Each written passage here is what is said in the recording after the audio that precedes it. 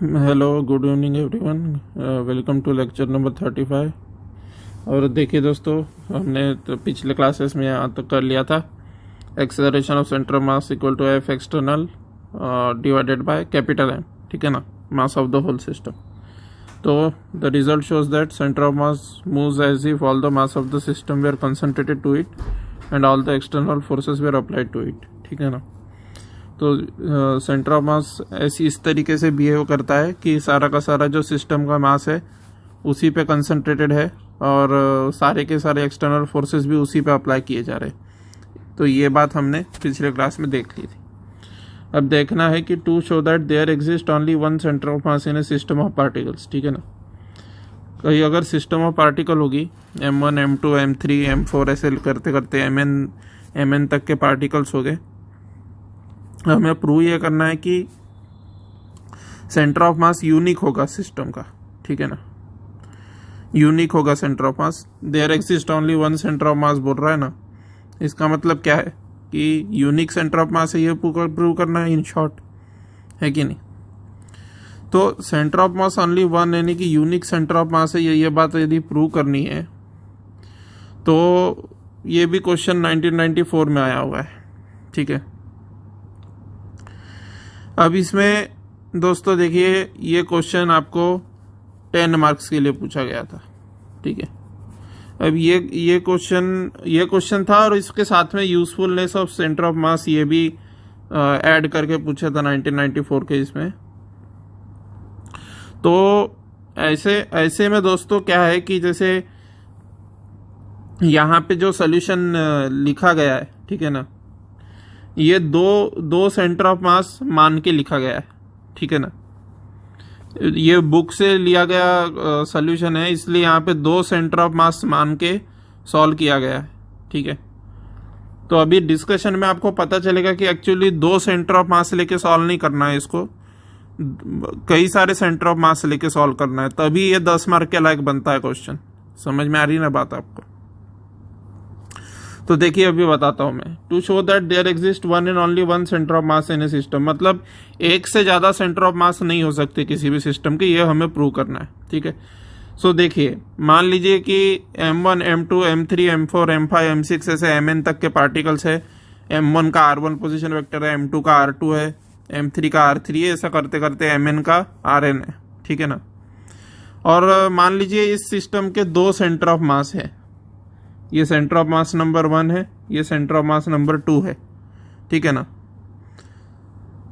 So books में कौन सा सोल्यूशन दिया है वो बता रहा हूं दोस्तों मैं। बुक्स में ये वाला सोल्यूशन अवेलेबल है, ठीक है ना, पर आपको कौन सा लिखना है वो भी मैं बताऊंगा, ठीक है ना।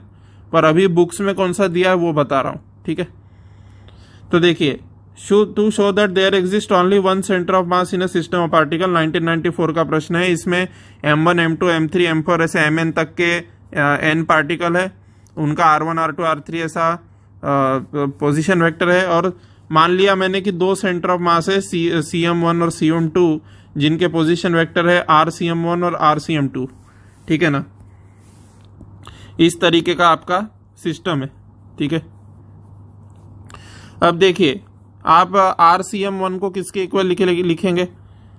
डेफिनेशन अगर लगाते हैं सेंटर ऑफ मास की, तो सेंटर ऑफ मास के डेफिनेशन के हिसाब से इसका पोजीशन वेक्टर क्या लिख सकते हो, इसके बराबर लिख सकते हो नहीं लिख सकते हो। कल ही बताया था summation 1 to n MI/RI upon capital M, यानी कि total mass of the system capital M, और ये sum of the moment of masses all the masses, ठीक है ना। तो MRCM1 is equal to summation 1 to n MI/RI, ठीक है ना। ये इक्वेशन नंबर 1 है। नाउ सिमिलरली सेकेंड वाला जो सेंटर ऑफ मास है उसके लिए भी मैं वही इक्वेशन लिखूंगा, ठीक है ना। तो ये आ गया मेरा answer, MRCM2 is equal to summation 1 to n MI/RI, ठीक है। वही वाली डेफिनेशन से सेंटर ऑफ मास के। अब देखिए दोस्तों, यहाँ पे फ्रॉम 1 - 2 किया है। देखिए इक्वेशन नंबर 1 ये बन के आया था हमारा, और इक्वेशन नंबर 2 क्या बन के आया था, ये बन के आया था। तो इक्वेशन नंबर 1 में से इक्वेशन नंबर 2 को घटा दोगे यानी माइनस कर दोगे 1 में से 2 को, तो 1 में से 2 को माइनस करोगे तो ये चीज़ और ये चीज़ चूंकि RHS सेम है तो आपको नहीं लगता कि ये दोनों चीज़ें ज़ीरो देगी रिजल्ट, तो RHS में ज़ीरो आ गया। LHS में क्या आया, MRCM1 माइनस MRCM2 यानी कि M कॉमन आ जाएगा, ठीक है ना।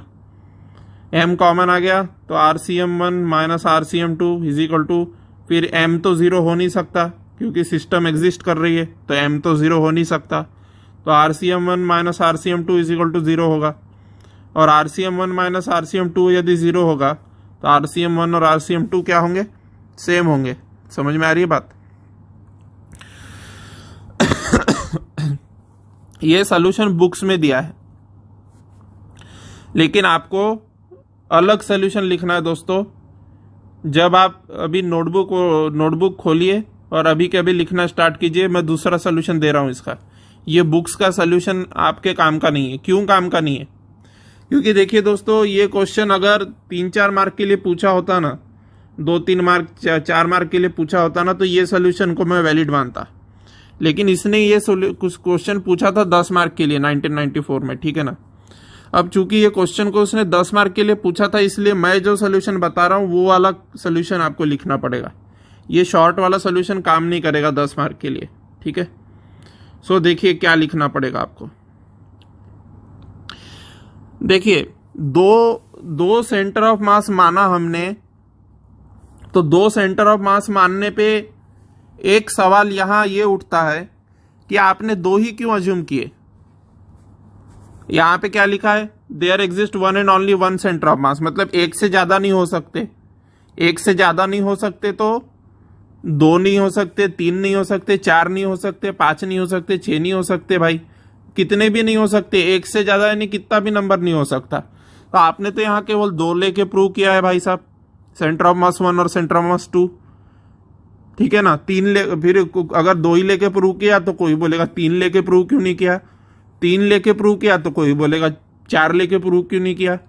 तो फिर तो this will be never ending. इसलिए आपका आंसर जनरलाइज्ड होना चाहिए, क्योंकि this was 10 mark question, not 2-3 mark question, ठीक है ना। So how will you write this then, how will you write this for 10 marks. See I am telling you how will you write this for 10 marks, ठीक है ना। ये आपने RCM1 RCM2 माना ना, इनको अब आपको यहां पे मानना होगा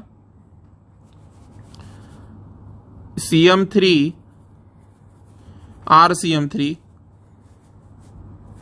ठीक है ना। और ऐसा करते करते, ठीक है, आपको क्या मानना होगा,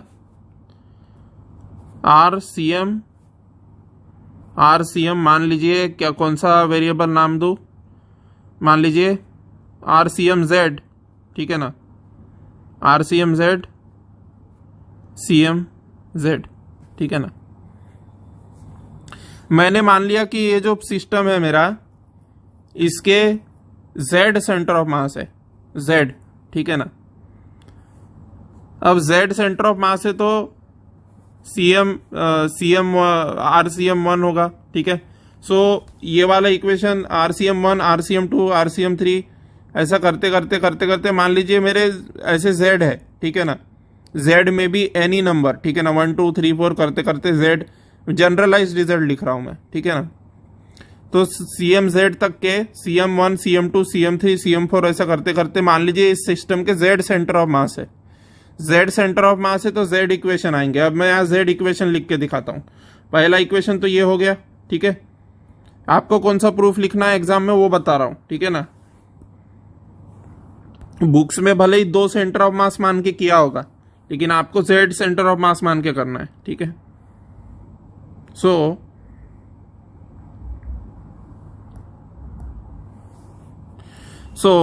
आई विल राइट M, यहाँ पे ये तो विजुअलाइज हो ही गया होगा कि यहाँ पे बहुत सारे सेंटर ऑफ मास है करके, ठीक है ना, बहुत सारे सेंटर ऑफ मास से अज्यूम किया मैंने। तो MRCM1 Z सेंटर ऑफ मास से अज्यूम किया, MRCM1 इसके बराबर है। सिमिलरली MRCM2 किसके बराबर होगा, summation I equal to 1 to N MI RI vector, ठीक है ना। ये होगा। सिमिलरली MrCm3 किसके बराबर होगा? Summation I equal to 1 to n MiRi, ठीक है ना। Similarly you will write RCm4, ठीक है ना, MrCm4 is equal to summation I equal to 1 to n MiRi, ठीक है ना। And you will then make dot dot dot, ठीक है, you will then make dot dot dot, ठीक है। और डॉट डॉट डॉट बनाने के बाद में आप लिखोगे MrCmZ is equal to summation I equal to 1 to n, वही चीज MiRi वेक्टर, ठीक है। So then you will name this equations, इन इक्वेशंस को क्या नाम दोगे? इसको इक्वेशन 1 नाम दोगे, ठीक है ना। डॉट डॉट डॉट डॉट बीच में डाल दिए हो आपने, ठीक है।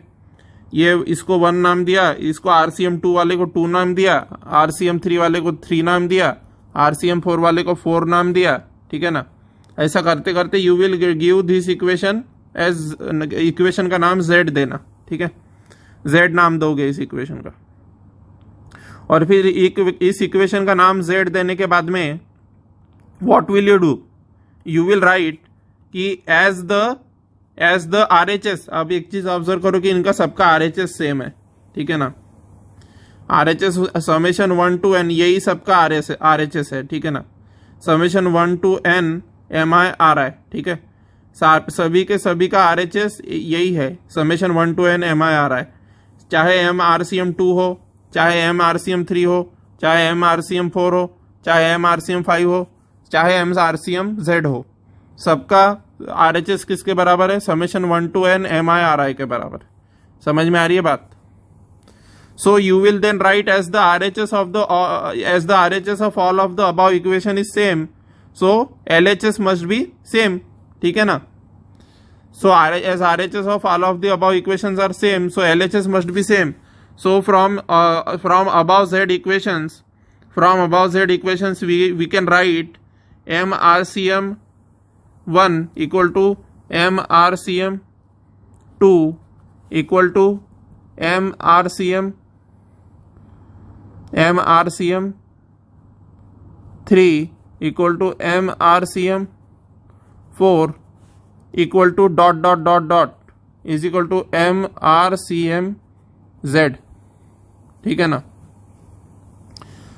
Now as mass is not equal to 0, so M will cancel out, इन सभी में M कैंसल आउट हो जाएगा, ठीक है ना। So you will get RCm1 equal to RCm2 equal to RCm3 equal to dot dot dot RCmZ।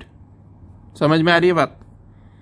Hence the system has a unique center of mass, hence proved। इस तरीके से आपको prove करना है। समझ में आ रही है बात मेरी? मैं इसका प्रूफ देने वाला हूं आपको PDF के रूप में, ठीक है। इसके प्रूफ की PDF बना के मैं आपके अपने टेलीग्राम पे अपलोड करने वाला हूं। आप टेलीग्राम ज्वाइन कीजिएगा और वहां से इसकी PDF डाउनलोड कर लीजिएगा। इसकी PDF मैं अभी टेलीग्राम पे आधे घंटे में अवेलेबल करा रहा हूँ, ठीक है ना। होपफुली आपको समझ में आ गया होगा कि मैं क्या कह रहा हूँ। 2-3 मार्क के लिए क्वेश्चन आए तो ऐसा करना है जैसे यहाँ पे किया हुआ है। पर चूंकि ये क्वेश्चन 1994 में 10 मार्क के लिए पूछा था, इसलिए आपको Z सेंटर ऑफ मास मानने होंगे। 2 सेंटर ऑफ मास मानने से आपका काम नहीं बनेगा। समझ में आ रही है बात? क्योंकि Z सेंटर ऑफ मास मानना दैट इज मोर जनरलाइज्ड। आपने केवल 2 मान लिया, दैट इज नॉट जनरलाइज्ड। समझ में आ रही है ना बात? इसीलिए तो ये फर्क होता है। आपको देखना होता है कि कितने मार्क के लिए क्वेश्चन पूछा है, ठीक है ना। बुक्स देखोगे तो बुक्स में ये सोल्यूशन दिया हुआ है दोस्तों, 2 सेंटर ऑफ मास मान के सोल्यूशन दिया हुआ है। So this is not correct, okay. अगर 10 मार्क के लिए क्वेश्चन पूछा है तो this will not work in your UPSC exam, ठीक है। Yes, so that's all for today. And आपको अभी तो मैंने यहाँ पे एक के ऊपर एक लिखा था, इसी के ऊपर सारी चीज़ें लिख दी थी क्योंकि यहाँ मेरे पास लिखने के लिए जगह नहीं थी। लेकिन मैं आपको पीडीएफ अपलोड करूँगा टेलीग्राम पे। उस पीडीएफ में आपको मैं जो जो यहाँ पे लिख रहा था वो लिखा हुआ उसमें मिलेगा, और अच्छे से सिस्टमेटिक साफ सुथरा लिखा हुआ मिलेगा उसमें, तो आप जाके डाउनलोड कर सकते हैं। जो लोग यूपीएससी सीएससी ऑप्शनल के हिसाब से यहाँ पढ़ने आए थे वो लोग टेलीग्राम ज्वाइन करें। जो लोग केवल सेंटर ऑफ मास केवल एक होता है सिस्टम का ये प्रूफ देखने आए थे वो लोग टेलीग्राम पे जाके पीडीएफ डाउनलोड कर लें और वहाँ से चले जाएं। ठीक है, थैंक यू वेरी मच।